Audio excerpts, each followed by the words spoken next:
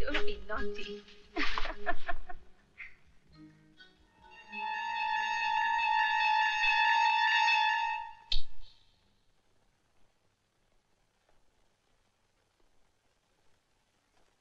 बहन, आप अंधेरा किए इस वक्त जिसका इंतजार कर रही हैं, वो नहीं आएंगे, क्योंकि वो खुद इस वक्त पाप के अंधेरों में डूबे हुए हैं। क्या मतलब है तुम्हारा? मतलब ये कि वकील महेंद्र प्रताप बूढ़े सक्सेना की जवान बीवी के साथ गुलछर्रे उड़ा। क्या?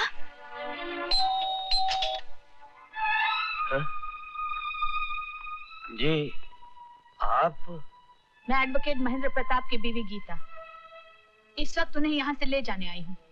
एडवोकेट महेंद्र प्रताप इस वक्त यहाँ कैसे? वो तो मैं नहीं जानती, पर इतना जरूर जानती हूँ कि इस वक्त वो यही हैं। जी, जी, आइए,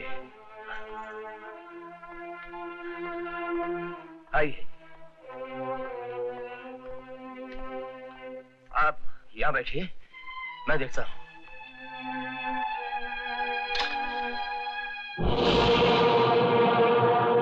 महेंद्र प्रताप, तेरी ये हिम्मत मेरे ही घर में मेरी बीवी के साथ मुंह काला कर रहा है, कुत्ते, कमीने।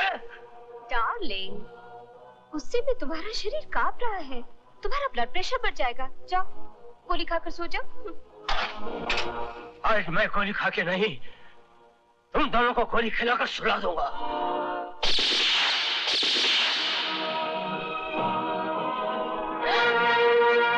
ये क्या कर दिया आपने? अपना पाप छुपाने के लिए एक और पाप कर दिया। एक गिरी हुई औरत के लिए अपने हाथ खून से रंग लिए। खामोश, ज्यादा चालाकी दिखाने की जरूरत नहीं।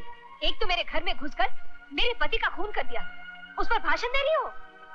क्या? मैंने?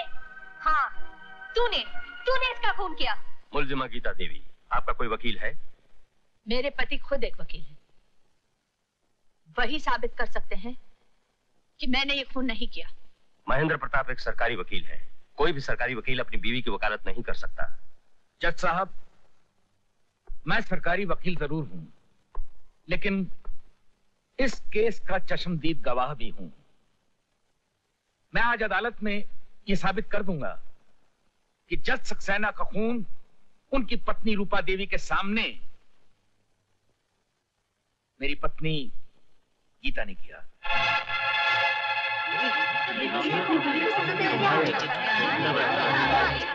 Order, order. बरसों पहले इसके पहले पति की मौत के बाद मैंने इस पर रहम करके इससे शादी कर ली, पर मुझे शादी के बाद पता चला कि ये औरत बदकार और बदचलन है। और जिसके गवाह थे जज सक्सेना, इससे पहले कि जज सक्सेना अपनी जुबान खोलें, इसने उनके घर जाकर उनकी पत्नी रूपा देवी के सामने उनको गोलियों से भून दिया। Order, order.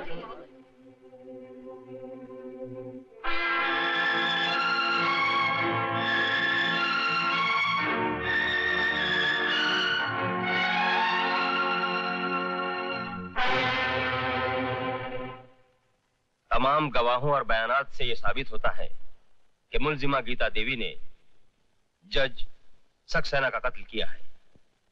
लिहाजा अदालत ताज़ीराते हिंद दफा 302 के तहत मुलजिमा गीता देवी को 14 साल कैद बामुशक्कत की सजा सुनाती है। हाँ, मैं भेड़िया था, मगर मुझे भेड़िया बनाने वाली तुम हो।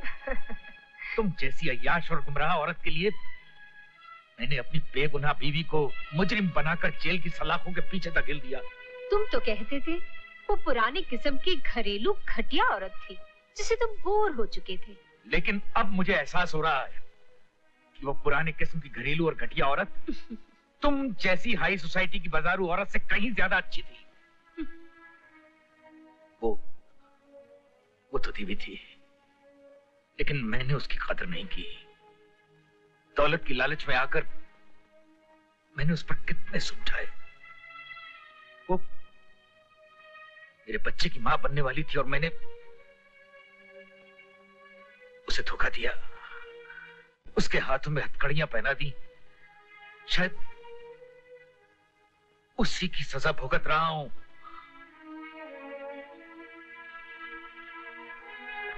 अब बहुत हो चुका, मैं आज ही जेल जाऊंगा, उसके पैर पकड़कर माफी मांगूंगा और अपने बच्चे को यहां इस घर में लेकर आऊंगा।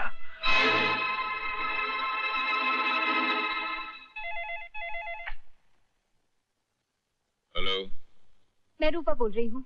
हुक्म करो। कुछ दिन पहले जेल से महेंद्र के नाम एक चिट्ठी आई थी जिसमें लिखा था कि गीता ने जेल में जिस बच्चे को जन्म दिया उस बच्चे को ले जाने के लिए जेल वालों ने महेंद्र को जेल बुलाया है, लेकिन मैंने वो चिट्ठी उसे दी ही नहीं। रूपा डार्लिंग, जिस हाथ भर के बच्चे से तुम परेशान हो और जो कांटे की तरह तुम्हारे मन में चुभ रहा है, उस कांटे को मैं इसे उखाड़ दूंगा जैसे लोग मस्केम से सुई निकाल लेते हैं। हाँ। बहुत जल्द तुम्हें खबर मिल जाएगी कि हनुमान प्रसाद के घर में पलता हुआ महेंद्र प्रताप के खानदान का चश्म चिराग मेरी मामूली सी फूंक से बुझ गया।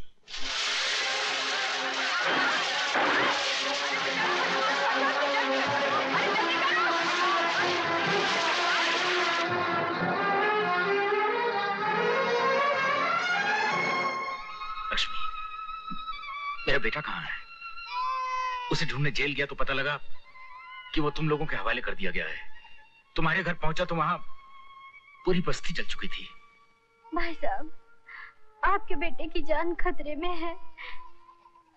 किसी ने उसकी जान लेने के लिए हमारे घर में आग लगा दी थी, लेकिन मेरे पति ने आपके बेटे को बचा लिया है और खुद की जान गंवा दी। अब मेरा भी तो कोई भरोसा नहीं है। भाई साहब, अगर हो सके तो आप मेरी बेटी अंजलि को किसी अनाथालय में डाल दीजिए। नहीं लक्ष्मी, तुम्हारे पति ने मेरे बच्चे को बचाने के लिए अपनी जान दे दी। मैं इसे अपनी बेटी की तरह पालूंगा। मैंने दुनिया के साथ बहुत नाइंसाफी की है। ये बहुत बड़ी वकील बनकर दुनिया को इंसाफ दिलाएगी। आओ बेटी। लेकिन मेरा बेटा कहाँ है? भाई साहब, आपका लक्ष्मी,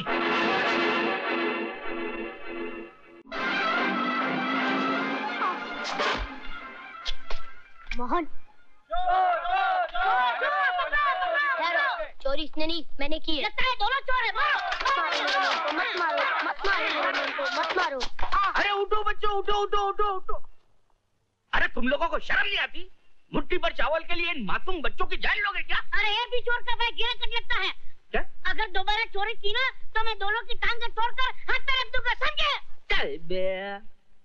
चलो भाई चलो। जाओ बच्चों जाओ। देखा, 2.5 फुट का होके 6.5 फुट की बात करता है ये आदमी। भैया, मैंने तुम्हारे लिए खाना लाया था और तुमने मेरे लिए मार खाई। देख मोहन, आज के बाद तू कभी चोरी नहीं करेगा, क्योंकि तुझे पढ़ लिख कर पुलिस इंस्पेक्टर बनना है ना। तुझे तेरी माँ का सपना पूरा करना है ना। वादा कर कि तू अब कभी चोरी नहीं करेगा। मैं वादा करता हूँ भैया, मैं वादा करता हूँ। अरे रोना नहीं, वरना तुम दोनों भाइयों का प्यार देख के मुझे भी रोना आ जाएगा। बेटे, कहाँ रहते हो? इस दुनिया में कोई अपना ठिकाना नहीं, कोई अपना नहीं। अरे जिसका कोई नहीं होता उसका ऊपर वाला होता है, और कभी कभी नीचे वालों को ऊपर वाले की ड्यूटी संभालनी पड़ती है। तूने कहा ना कि तुझे तेरी माँ का सपना पूरा करना है, तो कुछ काम धंधा करना पड़ेगा कि नहीं? तो तू मेरे साथ चल, तमाशा करना और सारी दुनिया को तमाशा दिखाना।